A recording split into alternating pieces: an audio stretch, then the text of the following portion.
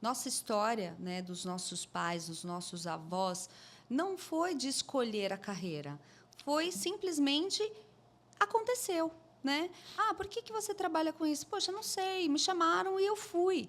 Mas você conhecia a empresa antes? Não, eu acabei mergulhando aqui, recebi a oportunidade e trabalhei durante anos nessa empresa, né? Ah, legal. Você foi feliz naquilo que você fez?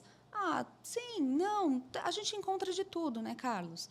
Mas olhando para o nosso atual momento, cara, não tem como você disponibilizar o seu tempo hoje e não gostar daquilo que faz. Não está certo isso.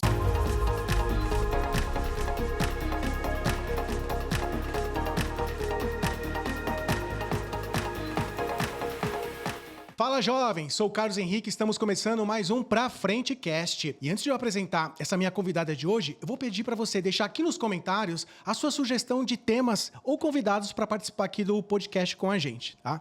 Hoje recebo Camila Storelli, CEO e Head Hunter da Line Fintech. Camila, muito obrigado por você aqui hoje.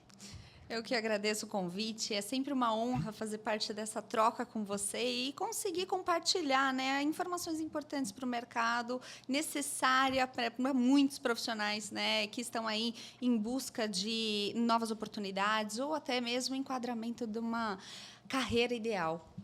Quando a gente faz ali, pelos comentários que a gente recebe no cast e até no dia a dia dos profissionais que aqui participam, no dia a dia da empresa, a gente percebe ali que grande parte sempre se interessa ali por assuntos relacionados à carreira, relacionados ali, às vezes, à mudança de emprego, coisas desse tipo, né? E um dos temas que eu falei, a gente tem que conversar com a Camila, até pela especialidade dela, é essa questão do alinhamento entre valores e princípios, né? Por exemplo, do profissional, às vezes ainda como candidato a uma possível vaga, com os valores e princípios da empresa que, de certa forma, ele vai vir a fazer parte, né? E aí, nessa linha, já começo aqui com a questão do ponto, né? Como que você acha que o profissional ele pode, né, de início, já identificar ali quais são os valores, os princípios dele como profissional, até para que ele consiga iniciar essa busca aí por uma nova posição ou por uma mudança? Perfeito. É uma pergunta-chave, Carlos, eu diria, porque antes de a gente externalizar, né, a gente precisa se autoconhecer.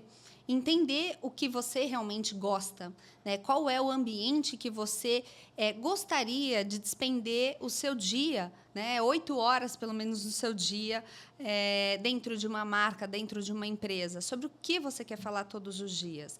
Mas, se você não souber essa resposta, você precisa realmente ir atrás dela. Então, quais são os mercados, quais são os segmentos, quais são os produtos, para que, assim, a gente consiga afunilar, né, dentro de nomes e nomear realmente quais são as marcas, quais são as empresas que se enquadram dentro dessas características. Então, o autoconhecimento ele é primordial para que você dê um próximo passo. E esse, por exemplo, esse autoconhecimento, né? Eu trago, por exemplo, na minha vida como profissional, né? Eu acho que assim, antes de sermos profissionais, somos pessoas, né? Então, até como pessoas, eu acho que é importante ter esse autoconhecimento de fazer uma análise mesmo, identificar ali como pessoa aquilo que, de certa forma, para você gera valor, não gera valor, aquilo que você tem como princípio, né? Porque senão você vai, de certa forma, estamos falando da vida, não estamos nem ainda falando no lado profissional. Você vai ficar um pouco perdido em relação a alguns assuntos, né? Eu até vejo bastante disso, às vezes até na escolha, por exemplo, de uma faculdade. Qual a faculdade que você, de certa forma, vai fazer, né? A pessoa, ela não gosta muito de, por exemplo, números, fazer ali uma faculdade voltada à matemática, esse tipo de coisa, vai gerar uma certa frustração, né? A pessoa não gosta, por exemplo, de ler, vai fazer uma faculdade de direito, ela vai se frustrar exatamente porque há essa necessidade de você, sabe, ter aquela gana de estar fazendo aquilo, né? Eu vejo que isso é algo extremamente fundamental, esse conhecimento de você ainda como pessoa, né? Para mim é muito importante. Exato, é um ponto delicado, na verdade. Em que momento a gente escolhe a carreira? A gente sai da escola, a gente tem uma obrigação de prestar um vestibular, passar, escolher realmente a sua carreira ali aos 18, 19 anos. Será mesmo que esse jovem está preparado para tomar uma decisão tão séria assim? Será que ele tem tão conhecimento, né? O tal conhecimento, melhor forma dizendo, para definir os próximos 20 anos, 30 anos da vida dele? Eu acredito que não. É muito prematuro para que ele tenha essa resposta. Mas, minimamente, esse jovem ele precisa, e ele tem, na verdade, algumas conexões dentro de matérias na escola mesmo, no ensino médio. Você começa a se identificar. Então, para os pais, né, e orientadores desses jovens, é difícil também, porque não é a nossa cultura, certo? Você sai da escola, você precisa prestar uma faculdade, um vestibular e imersar no mercado, sem saber ao certo se aquilo que realmente você escolheu é o que você gostaria de dedicar o resto da sua vida. Mas, você citou em relação à matemática, eu vou usar meu exemplo. Eu não gosto de matemática, definitivamente não é o meu forte. Mas hoje eu uso a matemática no meu dia a dia, não tem como fugir. Então, você precisa entender minimamente qual é o seu prazer. Eu gosto de pessoas, eu gosto de me comunicar, né? É um dos prazeres que eu tenho e sempre tive. Ao longo da minha juventude, eu fui buscar artes cênicas para estudar. Eu fiz curso de cinema. Eu gosto de contato, eu gosto de pessoas. E, dentro das minhas opções, eu escolhi psicologia. Só que sempre foi a minha segunda opção como hobby. Engraçado, né? Eu queria a psicologia, mas como hobby, não como profissão propriamente dita. Mas eu fui forçada a tomar uma decisão.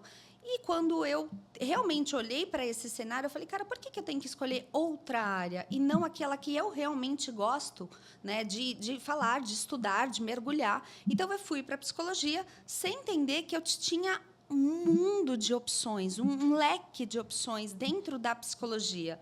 Então, na minha visão, eu só tinha como clínica, né, a área da psicologia. E não é só isso. Eu hoje entendo que eu jamais seria uma psicóloga clínica. Não me vejo nessa função.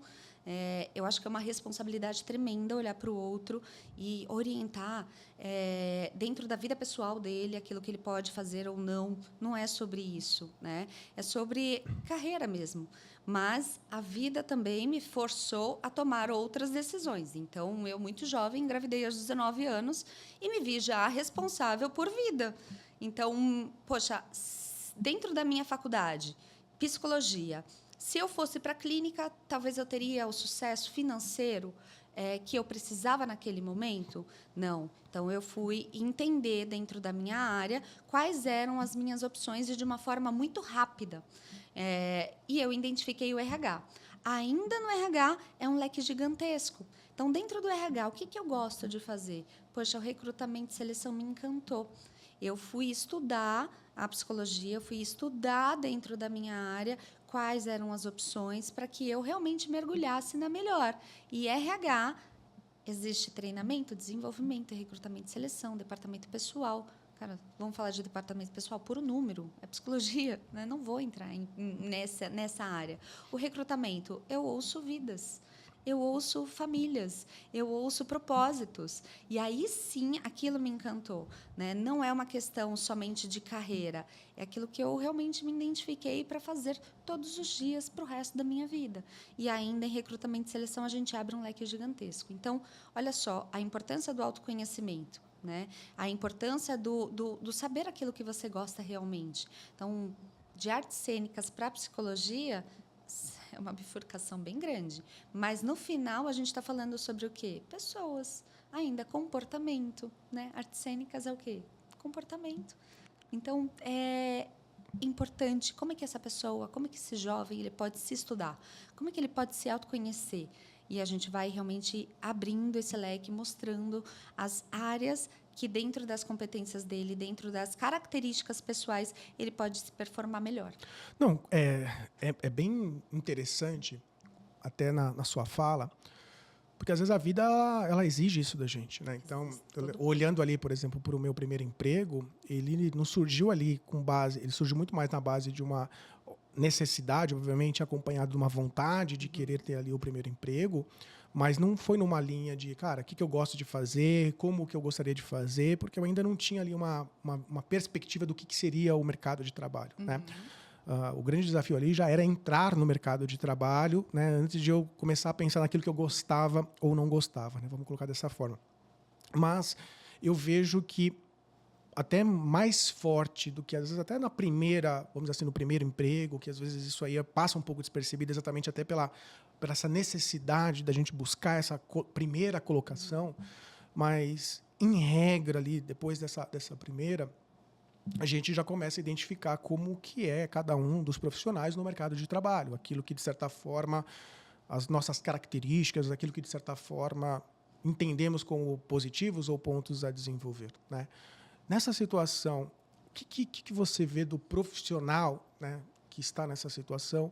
Que tipo de empresa ele deveria buscar para que, de certa forma, tenha ali muita sinergia com os próprios valores e propósitos que, de certa forma, ele já observou que ele tem e que ele busca numa empresa? O que você entende que deveria ser?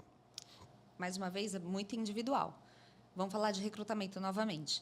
Existe recrutamento em todos os segmentos, em todas as empresas. Só que eu não faço um bom recrutamento para qualquer mercado. Eu acho que o mercado de tecnologia, para mim, é super crítico. Eu não entendo que eu agrego valor no mercado de TI, onde um recrutamento é um gabarito. Sim ou não, não tem meio termo. É sim ou não. Conhece tecnologia? Não conhece. Conhece mercado? Não conhece. Né? E eu imersei, na verdade, já no meu primeiro estágio na área da saúde. Então, foi amor à primeira vista. Eu ingressei dentro de um ambulatório médico, onde eu tinha que recrutar enfermeiros, técnicos, assistentes sociais. Então, aquilo me encantou. E eu não consegui ter dificuldade nessa atuação. Só que o meu segundo estágio foi em tecnologia. E ali eu entendi que o recrutamento somente não bastava para mim. Eu tinha que entender o recrutamento como um propósito maior. Então, se eu trabalho em tecnologia e não consigo agregar em tecnologia, eu não vou continuar em tech. Eu vou mudar. E aí eu mudei de novo. E o começo da carreira serve para isso, para a gente testar mesmo aquilo que gosta, aquilo que não gosta. Faz parte errar. E o erro nos desenvolve, né? Errando a gente aprende muito, mas dá para você minimizar quanto mais autoconhecimento você tiver, para que você erre menos ou redesenhe a rota com mais agilidade. Não, com certeza, né? Eu vejo que, assim, né? Pelo menos, eu tenho como grandes parâmetros que existem ali 2 grandes momentos de tentar alinhar, vamos dizer assim, perspectivas, alinhar ali rotas, né? Eu acho que o primeiro é quando já há uma disposição intencional do profissional, seja ele no primeiro emprego, ou seja ele na busca de uma recolocação, de buscar a empresa ali, identificar ela através de redes sociais, enfim, pesquisa ativa, o que é a empresa, até para identificar lá qual que é, se há sinergia com ele ou não há, qual é o tipo da empresa que ele deveria buscar. Eu acho que existe um modelo. E o outro modelo, eu acho que é na entrevista, né? Há, obviamente, até pelo papel no qual, às vezes, você desempenha de headhunter, às vezes a pessoa não está procurando um emprego e ela acaba, às vezes, recebendo uma ligação de um headhunter que está fazendo ali o hunting da posição para o seu contratante, né? E aí a pessoa não está, ela estava numa posição um pouco mais passiva, no sentido de atuando ali no dia a dia, e recebe ali a questão de uma ligação para a gente conversar sobre uma oportunidade, né? Nessa situação, não existe ali a pesquisa prévia, né? Então, e aí eu já vejo que já o foco fica maior na entrevista mesmo, até para identificar. O que você vê de importante no momento da entrevista, de alinhamento entre as partes, até para que naquele momento possa se notar ali se existe ou não sinergia entre propósito e valor? Primeiro, vou voltar algumas casas, tá? Vamos falar de educação em recrutamento e seleção? Ou, melhor, reeducação no processo de recrutamento e seleção. Nossa história, né, dos nossos pais, dos nossos avós, não foi de escolher a carreira. Foi simplesmente aconteceu, né? Ah, por que você trabalha com isso? Poxa, não sei, me chamaram e eu fui. Mas você conhecia a empresa antes? Não, eu acabei mergulhando aqui, recebi a oportunidade e trabalhei durante anos nessa empresa, né? Ah, legal. Você foi feliz naquilo que você fez? Ah, sim, não. A gente encontra de tudo, né, Carlos? Mas olhando para o nosso atual momento, cara, não tem como você disponibilizar o seu tempo hoje e não gostar daquilo que faz. Não está certo isso. Hoje a gente tem poder de escolha, não é assim? Tem o poder de escolha. Não é simplesmente uma empresa escolheu você para trabalhar lá e você vai despender o seu tempo, sua hora, a qualquer custo. Olha só o que está acontecendo no mercado de trabalho. A gente tem uma matéria recém dizendo que os profissionais estão pedindo desligamento, a demissão mesmo, em prol da saúde mental. Por que isso está acontecendo hoje? Né? O que está acontecendo com a sociedade, com a população, que realmente prefere ter o risco, talvez, de passar uma necessidade financeira e sem controle, sem o mapeamento ali, né, prévio, planejamento, na verdade, para que isso aconteça, porque ele chegou no limite do limite. E aquilo ali vai realmente adoecer e ele não vai ter nem capacidade de ir trabalhar, mesmo não podendo dar o luxo de ficar em casa ou escolher a sua carreira, né? Ele simplesmente foi sorteado e ele se viu ali na obrigação de ir responder e atender aquela empresa por um cargo e um salário. Isso está certo? Não. Então, vamos reeducar o mercado de trabalho? Vamos reeducar os profissionais? Fazer com que eles possam e entendam, na verdade, que eles têm o direito de escolher. Só que escolher com consciência. Se você não tem a consciência, o autoconhecimento daquilo que você gosta, não tem como tomar essa decisão. E não sou eu, headhunter, que toma a decisão por ele. Então, você me trouxe um cenário. Camila, você abre uma posição e você vai rantear um profissional no mercado. Sim, eu faço exatamente isso. Em vão divulgar uma vaga e achar que eu vou encontrar um profissional ali por candidatura natural. Posso até ter a sorte, eu vou chamar de sorte isso, tá? Porque eu simplesmente abro uma vaga, divulgo um cargo, uma job description e vou atrás do profissional em paralelo. Essa publicação ela serve para me dar um chamariz de que existe uma oportunidade dentro daquelas características. Mas quem se candidata está se candidatando no escuro, porque não sabe que empresa que eu estou atendendo, não sabe o nome do meu cliente, não sabe que segmento é. Muitas das vezes o meu cliente pede, inclusive, para não aparecer nem a característica ali, o segmento. Se é farma, se é device, se é biotecnologia. Não posso, é super confidencial. E quem se candidatou por quê? O que chamou a atenção? O cargo e a descrição. Nem o salário eu divulgo. Né? Então, como é que a pessoa vai lá e se candidata numa vaga? Não faz sentido isso, tá? Então, quando eu vou e mapeio um profissional, é porque eu já identifiquei e analisei o meu cliente, a persona daquela empresa, que cada uma tem, é individual, né? Eu falo que nem todo mundo trabalha na Life Tech. Eu tenho as minhas características, né, de empresa, a minha cultura de empresa, que, por sinal, são só mães mulheres. Essa é o meu valor, a minha característica como corporativo. Então, eu não vou usar nome de outras empresas aqui, mas todo mundo sabe que existe uma característica única em cada companhia. Ponto. O meu papel como headhunter é identificar exatamente qual é o perfil do meu cliente para que eu possa rantear nos concorrentes dele quais são os profissionais que estão aptos e adequados para aquele ambiente também. Às vezes, eu posso encontrar um profissional excelente que conhece muito do tecniquez que meu cliente precisa, mas eu já cansei de reprovar profissionais que não têm a postura, a característica pessoal, comportamental adequada ao que o meu cliente busca. Se eu quisesse só fechar vaga ou empregar pessoas, eu seria uma headhunter delivery ali, ó. Simplesmente enquadrar um papel de currículo versus job description. E isso não está certo. Eu vejo, por exemplo, eu já tentei, mas me arrependi e aí parei, né, de fazer postagem da vaga por exemplo, no LinkedIn, né, exatamente porque eu acabo às vezes atraindo muito mais profissionais que olharam a questão ali às vezes do cargo, da empresa, às vezes do salário, mas não identificaram ali a questão do fit cultural, né, que eu acho que é extremamente importante. Então, eu há um certo tempo, passei a eu mesmo rantear a minha vaga. Né? Então, eu já conhecendo ali a questão daquilo que eu estou buscando de um profissional, eu já tento ali, obviamente ainda de maneira muito rasa, né? Então, daí a necessidade da entrevista, de buscar ali aqueles profissionais que, de certa forma, eu entendo que pelas características ali do perfil, possam ter ou não ter ali um pouco de fit, né? Mas a entrevista se torna, para mim, o principal termômetro em relação a contratação ou não contratação, né? Então, eu vejo que é algo extremamente importante, é algo que merece um cuidado, uma atenção, né? E nem todo mundo que, por exemplo, é entrevistado por mim ou faz uma entrevista comigo, eu sinto que está preparado para estar ali. Parece que, cara, é uma fase, eu tenho que ir lá, vamos conversar. Eu vejo até, às vezes eu pergunto, cara, teve alguma dúvida, alguma curiosidade? Não, não tem, né? E é que quase impossível não ter, né, de questionamentos, né? Eu, nas oportunidades que eu tive de eu ser entrevistado, eu sempre fiz uma pergunta. Para mim sempre foi aquele alicerce principal, até às vezes de início de conversa, né? O que a empresa espera de mim e o que eu posso esperar da empresa.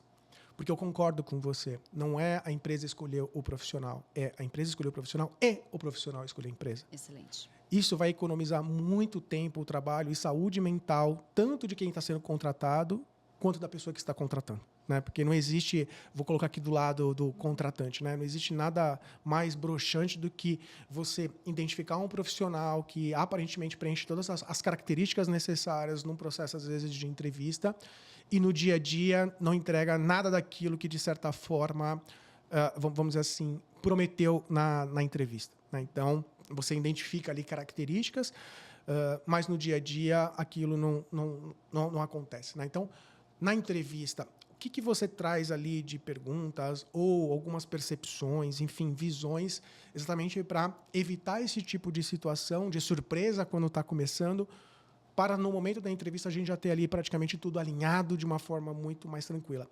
Eu tento sempre ser o mais transparente possível. Eu já falo quais são os problemas da empresa, eu já falo quais são as grandes características positivas, o que eu espero, né? Eu acho que isso é fantástico. Nunca fizeram isso comigo. O que eu espero de você? Eu já até falo, eu espero isso. Então, eu dou a oportunidade da pessoa já se identificar ali com aquilo ou não, né? Então, mas você é especialista do assunto. O que você entende ali de perguntas que possam facilitar esse entendimento? Eu acho que tanto de quem está sendo entrevistado quanto do entrevistador, até para nesse momento de entrevista a gente já conseguir identificar ali uma possível ou não sinergia. Olha só, curioso, Carlos. Você acredita que a gente tem 30 minutos para decidir a carreira no momento de entrevista? Somente 30 minutos. Como é que você decide mergulhar numa empresa em 30 minutos de fala? Essa cultura, né, da empresa escolher o profissional, ela define ali um RH ou gestor 1 hora de conversa, certo?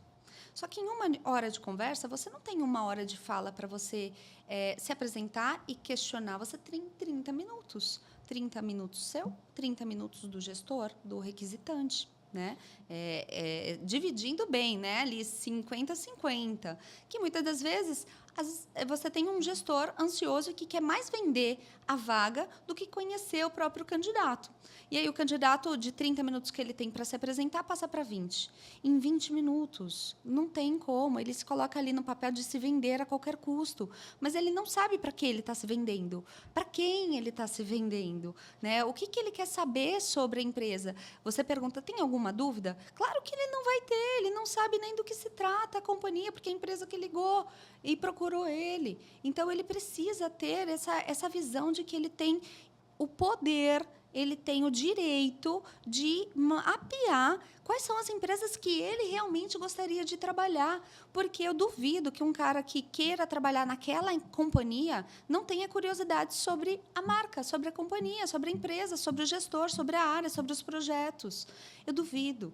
Se ele está preparado e quer conhecer realmente a empresa, ele vai estar pronto para, no mínimo, 5 perguntas ali para você, né? Como é que é a sua área? Como é que é quais são os seus projetos para agora e para o futuro, inclusive? Quanto tempo ele tem ali dentro da empresa? Quanto tempo ele tem de projeção? É uma empresa que eu vou entrar e vou ficar 2 anos? Ou é uma empresa que vai me dar projetos o suficiente para eu despender 5, 10 anos?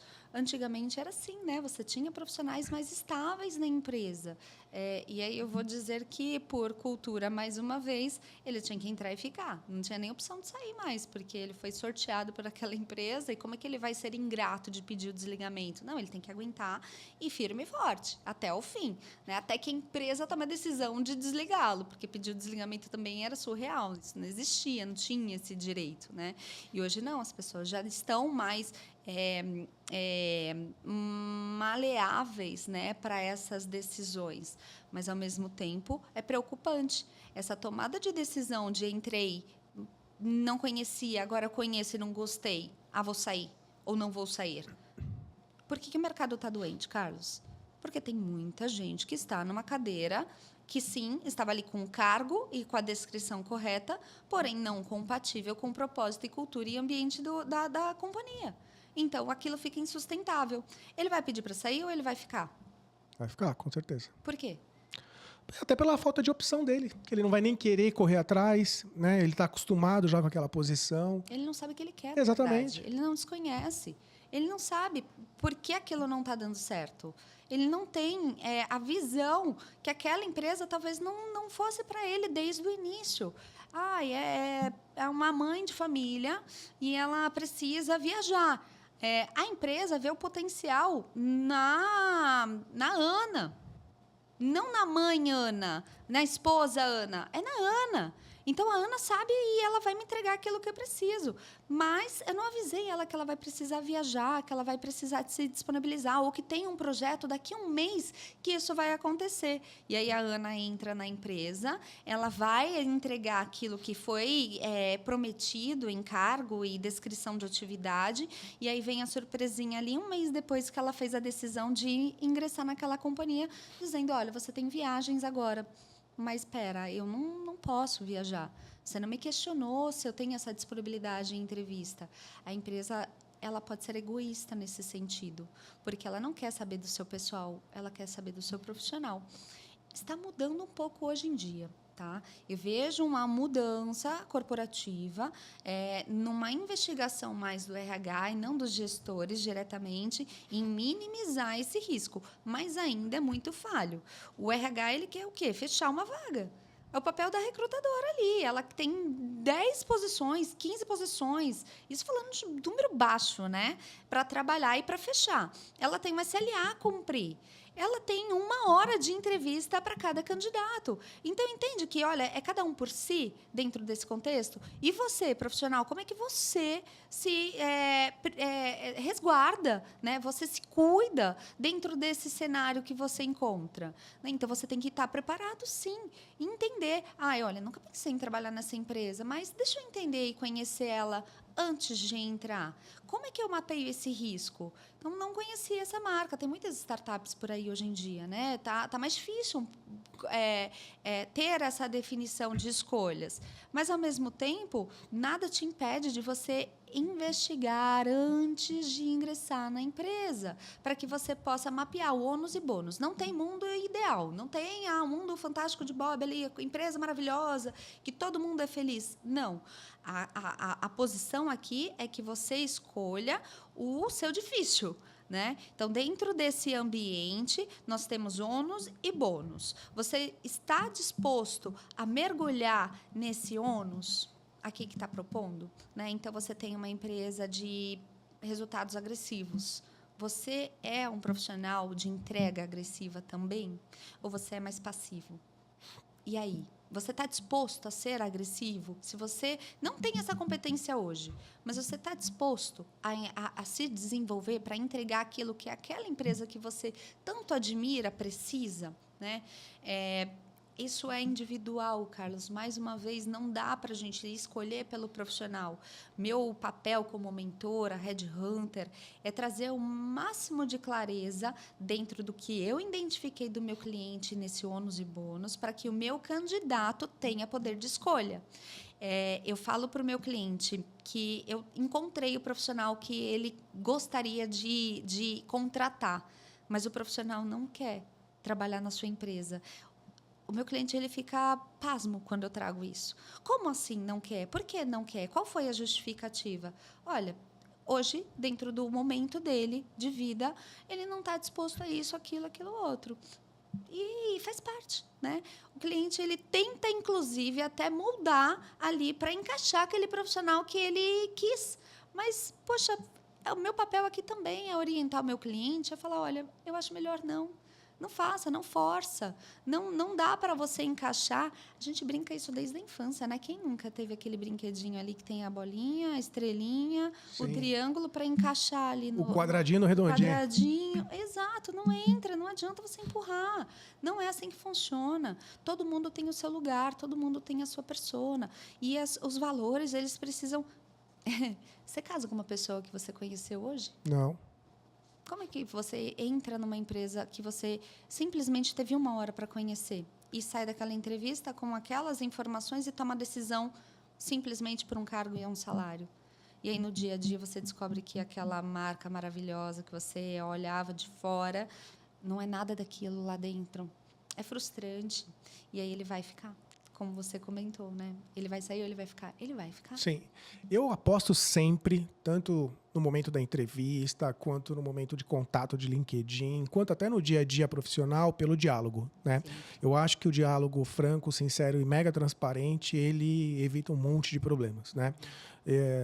Eu também tenho ali uma visão muito prática de que qualquer tipo de conversa, ela é proveitosa, ela tem que ser feita, né? Então, às vezes, por exemplo, o profissional ele pode ser acionado ali através do LinkedIn, pode nem conhecer a marca, não pode nem ter tido a percepção se faz ou não faz sentido. Eu, pelo menos, sempre vou defender, cara, vai lá e conversa, mesmo que depois você vai ter que fazer ali a questão da pesquisa, de identificar, de questionar, exatamente porque eu acredito muito que a comunicação ela gera ali muito resultado, né? Mas às vezes a gente se depara com um ponto que é uma posição na qual, às vezes, pela própria entrevista, não tem ali 100% de fit, ou eu estou ali numa posição na qual claramente não tem ali 100% de fit, mas o salário ele é positivo e aí eu me vejo ali como profissional numa situação de, e aí, o que eu faço? Né? O que você traz como profissional experiente em relação a esse ponto do que é melhor fazer? Me trouxe uma situação muito peculiar. Atendendo uma mentorada, ela me trouxe... Eu sempre peço, né, para o profissional mapear 5 empresas. 5 empresas. Vou resgatar uma frase sua. Não é atirar para todos os lados, e sim atirar de todos os lados para um alvo. Né? Então, 5 empresas. Vamos atirar de todos os lados para este alvo, mas atirar em prol de conhecer. Né? A marca, ela admirava, ela sempre teve boas referências e eu consegui conectar ela ao gestor possível requisitante da posição que ela pleiteava. E ela foi para uma entrevista com esse gestor. Ela voltou travada. E aí, como é que foi a entrevista? Foi legal? Ela, foi legal, Camis. Travada, sabe? Não fluía ali um feedback comigo, mas me fala, como é que foi a entrevista? Ela tentou, de uma forma bem delicada, dizer que foi tudo bem e que aguardaria. Mas eu senti dela uma trava ali estranha, suspeita. E aí eu fui um pouco mais incisiva na minha pergunta. Você gostou do gestor? Ela, obrigada por essa pergunta. Não gostei, eu odiei. Eu odiei o gestor, eu não gostei dele, não sei o que aconteceu ali, mas eu senti uma arrogância, eu senti uma prepotência e eu não me vi trabalhando ali com ele diretamente. E eu estou frustrada porque a marca é admirável. E aí, como é que você faz? Você gosta da marca, você sempre admirou a marca, mas você se disponibilizaria a trabalhar com aquela pessoa? Não. Entende? Sim. Então, não é sobre isso. Ela tirou, né? A marca ela acaba não sendo mais tão admirável por ela, né? Simplesmente por uma falta de conexão com aquele profissional que, inclusive, está há muitos anos naquela companhia. Então, é discrepante até dizer isso, né? Porque você olha de fora a tal da grama do vizinho, né? Você está olhando aqui na frente, a casa está linda, o gramado está lindo, as flores estão floridas, mas ela foi lá, entrou na casa e deu 360. Ela viu que o sol está batendo muito forte lá atrás e torrou a grama. É o gestor que não tem a conexão que aquela marca transmite. E ela não se colocou à disposição para trabalhar. Ela passou no processo, tá? ela recebeu uma oferta e ela não se dispôs a trabalhar na empresa porque aquele salário não traria a satisfação que ela buscava no dia a dia dela. E era um bom salário, era um salário muito atrativo e diferenciado no mercado. Eu acho que tem que ter ali muito autoconhecimento mesmo. Exato. Né? Eu acho que o profissional ele tem que, como você bem disse, não existe mundo perfeito, não existe empresa perfeita, não existe emprego perfeito, não existe isso. Eu acho que o que existe é a questão de momento. Eu acho que o momento ele é muito importante ali e você tem que reconhecer. Eu lembro que teve uma época na minha vida, lá no comecinho eu tinha mais ou menos uns 24, 25 anos, cara, assim, eu precisava trabalhar. Para mim era muito importante eu trabalhar. Eu estava ali meio perdido ali no meu aspecto mais pessoal. E quanto mais tempo no pessoal eu tivesse, mais mergulhado ainda no problema eu ficaria. Então, para mim o importante era eu distrair minha mente, eu trabalhar. Então, naquele momento, o meu foco era um. Então, assim, a minha exposição ela era maior para algumas coisas. Em outro momento, era o contrário. Já existiam outros momentos que eu já preferia um pouco mais, às vezes, sei lá, de qualidade de vida, de algum tipo de situação que me trouxesse algo que eu não estava tendo. Né? Então, eu sempre fui um cara mais situacional. Obviamente, a situação não pode mudar do dia para a noite, né? Mas buscando muito aquilo que eu via já de próximo passo ou algo preparatório. Né? Por isso que eu gosto muito da questão do diálogo, porque o diálogo ele sempre vai ser muito óbvio, né? Diálogo franco e transparente, né? Não aquele maquiado. Eu já tive muito feedback que fui bem o ano inteiro e lá no final, putz, a nota não foi tão boa. Aí você fala, porra, então... Do nada. Não faz sentido nenhum. Então, assim, eu acho que franco e sincero é melhor do que aquele que eu vou ser diplomático, eu só não vou falar aquilo que você não gostaria de ouvir, mas pelo menos eu não vou ficar ruim com você. Eu não gosto muito disso, não. Eu já sei que não sou muito querido por conta disso. Faz parte, foi o que eu escolhi. Sua característica. Paciência, né? Eu prefiro ser criticado pela sinceridade do que amado pela falsidade. Né? Então, faz parte da vida, eu sou assim. Né? Mas eu vejo que é algo interessantíssimo do profissional, cada vez mais, olhar para os dois aspectos, não só o financeiro, mas também a questão pessoal, de onde que ele consegue performar melhor, porque a própria evolução de carreira dele só vai estar alinhada e só vai acontecer se ele conseguir entregar o melhor resultado. E se ele não conseguir entregar o melhor resultado, por qualquer fator, às vezes pessoal ou profissional, ele vai ficar estagnado, não vai ser algo legal para nenhum dos lados, né? Minha amiga, felizmente o bate-papo sempre com você é sempre muito, muito rápido, acontece de forma muito espontânea, eu gosto muito, mas o nosso tempo está chegando ao fim. Gostaria de agradecer novamente aí pela participação comigo aqui e queria deixar o espaço aberto para você fazer as suas considerações finais importantes sobre esse tema e novamente te agradecer aí pela participação. Eu que agradeço mais uma vez. Eu acho que o recado de hoje é: se conheça, investigue o que você gosta, aonde você quer despender o seu tempo profissional, do atual momento, pensando no futuro, quais próximos 5 anos, onde eu quero estar, aonde eu quero chegar. E assim você vai conseguir identificar quais são as empresas que vai te oferecer isso. Ninguém trabalha por hobby. Com certeza. Pessoal, capítulo fantástico esse de hoje, hein? Como diria meu filho, deixe seu like e se inscreva no canal. Quer ir para frente? Vem com a gente. Tchau, tchau, pessoal.